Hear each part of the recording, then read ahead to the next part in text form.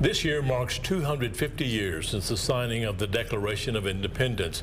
We're taking a look back at defining moments in our history leading up to that anniversary. KCBD News Channel 11's Dylan Villa takes us to the Texas Tech campus for a special look at a place that's holding some of that history from here and all over the world.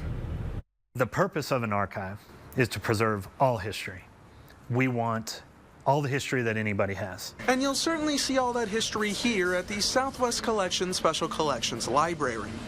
Anything from music and sports to rare books and university archives, this is the place to be at. Southwest Collection archivist Robert Weaver believes this is also the place for Texas Tech students to get a sense of what days past were all about. It's a unique opportunity for them to see something they've never seen before, and that if they leave Texas Tech without seeing it, they may never see it again.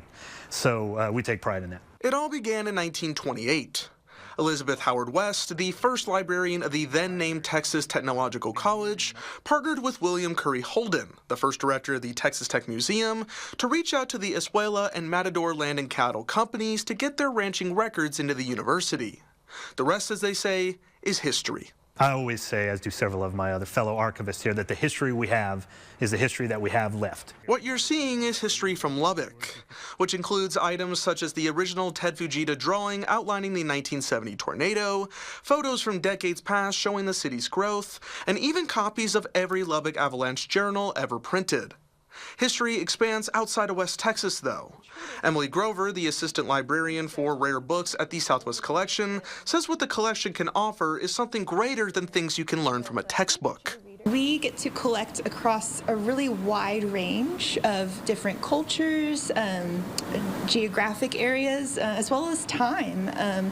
We have everything from cuneiform tablets that are 4,000 years old to contemporary art represented in artist books produced in the early 2000s. The Southwest Collection has now been maintaining this history for nearly 100 years.